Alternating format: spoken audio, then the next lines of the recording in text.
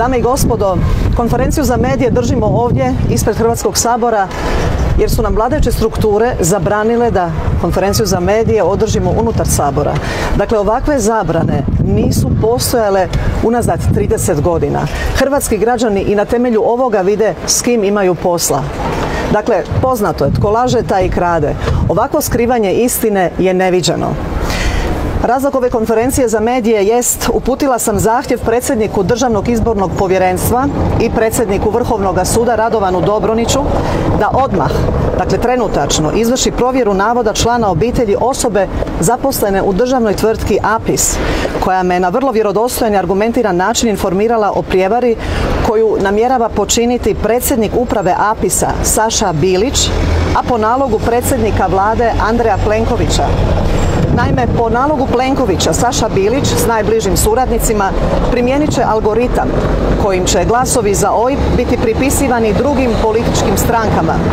Dakle, riječ je o najtežem obliku kaznenog djela protiv hrvatskih građana jer će se navedenom radnjom hrvatskim građanima oduzeti pravo slobode da biraju svoje predstavnike.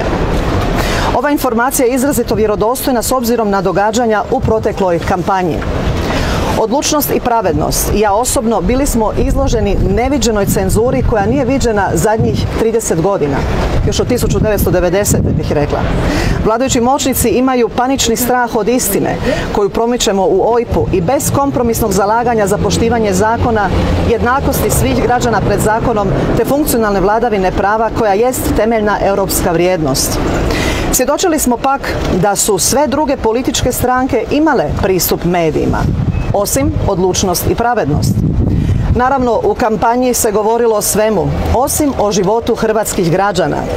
Nije se govorilo ni o raspadu zdravstva, ni o raseljavanju hrvatskih građana, ni o aferama Plenkovića i Milanovića, ni o blokiranom pravosuđu, ni o ovršnom teroru nad hrvatskim građanima, niti o plaćanju odštete agresorskim srpskim vojnicima. Pozivam stoga sva nadležna tijela da spriječe manipulacije od strane APIS-a i Plenkovića. Poznato je da APIS djeluje na skandalozan način, da zapošljava djecu političara protivno zakonskim odredbama i da je ta tvrtka oličenje netransparentnog poslovanja. Ali danas, s ovog mjesta upozoravam sve one koji budu sudjelovali u izbornoj prijevari da će zbog iste zasigurno odgovarati. Pozivam i hrvatske građane da u što većem broju izađu na izbore, te da oni koji su u mogućnosti slikaju svoj glasački listić kako bi možebitne prijevare mogli dokumentirano razotkriti. Pobijedimo korupciju i nepravdu zajedno.